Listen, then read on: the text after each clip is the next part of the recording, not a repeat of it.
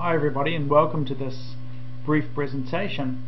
Earlier this year, the NZCER and the National Centre of Literacy and Numeracy for Adults collaborated on the Roadshow workshops, which are a series of workshops that presented information on the TEC assessment tool. Those workshops were broken into 4 components, and this presentation is an overview of Workshop 4, Mining Data to Make Decisions Across the Whole Organisation. And this particular presentation presents the first part of that, which was around a model for data utilisation, discussing 5 benchmarks and identifying data that informs those benchmarks. If you'd like any more information on anything you see in this workshop, the final slide will have a link to the service desk at the NZCER and also a direct link to the National Centre. So please contact either of those 2 organisations if you'd like more information. In the workshops, we asked this question: what is your organisation's ELN vision, embedded literacy and numeracy vision? And of course, we got a variety of answers. The follow-up question is, how do you know if you're progressing towards this vision? What is it that lets you know if you're making progress, and is it reasonable that organisations continue to make progress year on year? What we'd like to present is a series of benchmarks that could be used to determine whether you are progressing towards this vision. What are benchmarks? Well, benchmarks are milestones in regard to learner performance in literacy and numeracy on the journey to realising your organisation's embedded literacy and numeracy vision. They can be minimum standards, or they can be aspirational targets, or a combination of both. They can change from year to year to reflect the journey towards the vision, and they're challenging but achievable. So they're not designed to be pie in the sky type goals that you'll never get to, but rather realistic reflections of your organisation.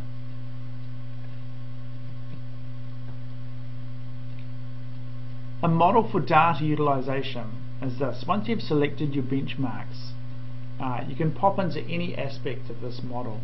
But if we look at the one directly on the right, you've selected your benchmarks. Now you collect data aligned with the benchmarks. And of course, this workshop was designed to work in conjunction with the assessment tool. And now with the wonderful data that the assessment tool provides, this can be done. So it's something to think about as we progress. How might the data in the assessment tool be used to inform the benchmarks? So we're collecting the data, and we're analysing and interpreting it. And we're making decisions against the benchmarks. We're planning, we're putting a plan in place towards the benchmarks, and then we're acting and monitoring. And this is cyclical. It continues, with the idea being that you're progressively improving your practice as time goes on. An interesting thing to think about is which levels of the organisation need which data. Some data is appropriate to different levels. For example, at the organisational level, it might be bigger picture data. What sort of benchmarks are appropriate, and what data is going to inform those benchmarks? The academic department, schools, faculties, etc. Program level information. What are the benchmarks that are appropriate for program levels, and the data that will inform those? And then we have the services levels: learning support, pastoral support, academic support, and so on. And of course, what questions do you need answered? At the department level, what information do you need, and what decisions are likely to be made based on that information? The academic level, the program level, the tutor level. What information does the tutor need, and what sort of decisions can the tutor make to improve their practice, with the goal being to progressively move towards the vision? I'm going to give you an overview of the 5 benchmarks, with a view of you thinking about which ones you can apply directly to your organisation. And something to keep in mind is, how might you collect data from the assessment tool to inform these benchmarks? So benchmark number 1 is learner engagement. Learners engage with developing their literacy and numeracy abilities. And as some of you will be aware, not all learners engage. Some learners, of course, are very reluctant to take part in the assessment tool. Others are nervous, and there's a various range of reasons why this might be.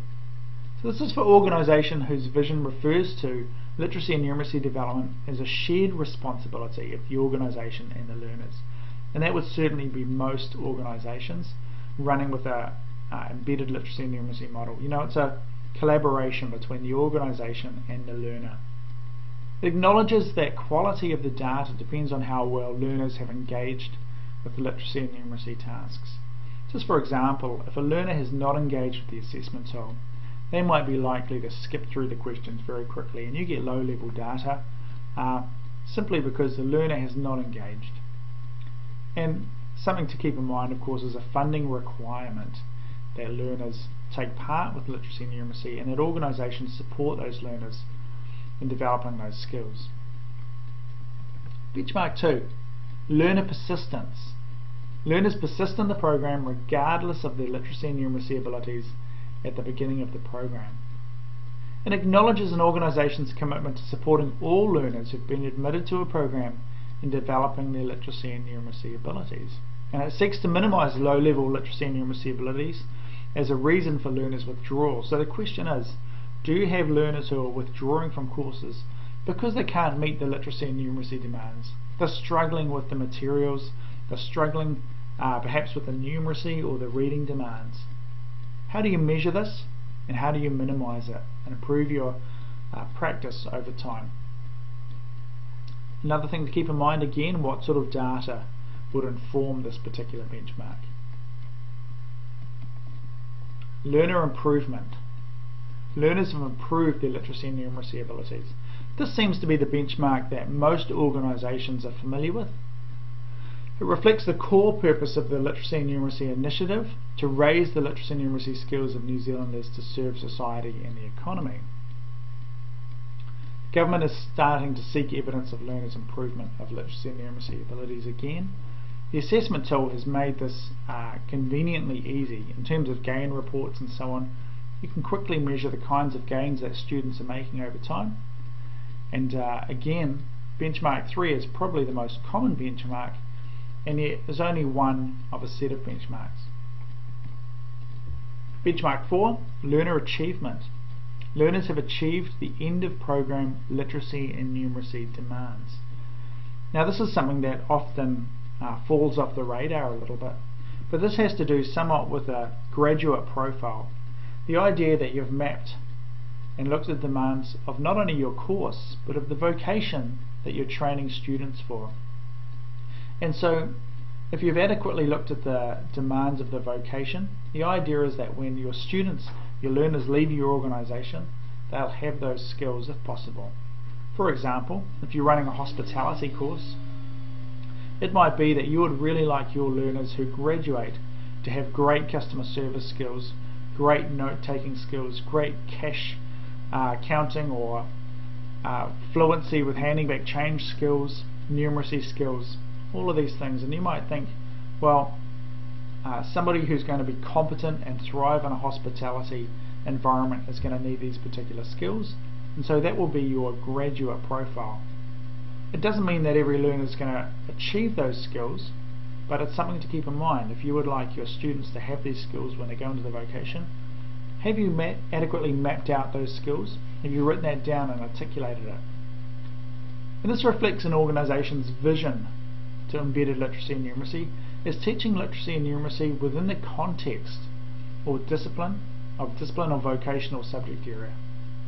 And it acknowledges the importance of learners achieving literacy and numeracy demands integrated with the vocational objectives of the program. So, are students leaving with that set of skills, or are they not?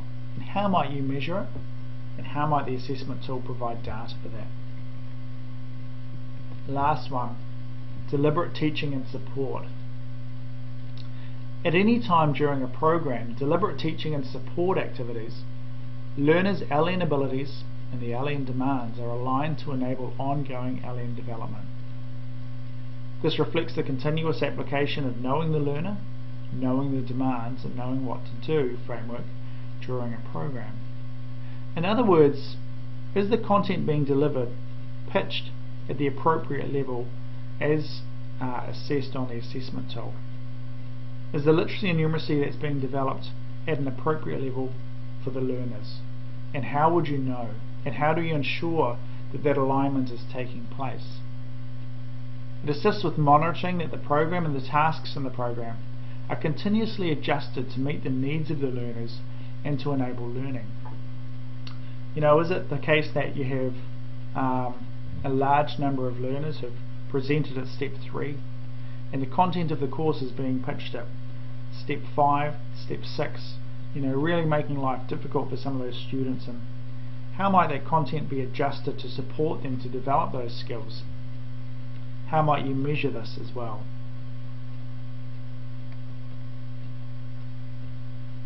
So that's a lot of information to take in all at once, but here is an overview of it. And we would recommend possibly that you print out this sheet and have a look at it and use it as a stimulus for discussion in your organisation. If we look at the benchmark type, we can see learner engagement, and then the assessment tool data. How might this inform this? So we could look at, for example, completion data versus enrolment status. You know, are students completing the assessment tool or not? Do we have students who are enrolled but haven't completed the assessment tool because they've dodged it where possible? And what does this say about engagement?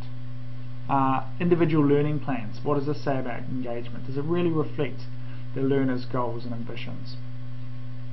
Learner persistence, assessment tool results at the start versus enrolment status at the end. Are learners with lower literacy skills persisting through your course? Learner improvement has probably been discussed already. Comparison of assessment results at start and end. We have beginning or pre-program assessments and then progressive assessments thereon. Learner achievement. Now, what sort of skills are the learners leaving with in regard to literacy and numeracy? Are they adequate? And deliberate teaching and support. Comparison of assessment tool results at any time with the literacy and numeracy demands at any time. You know, again, how do we know that the content that's being delivered to them in regards to literacy and numeracy is appropriate for them?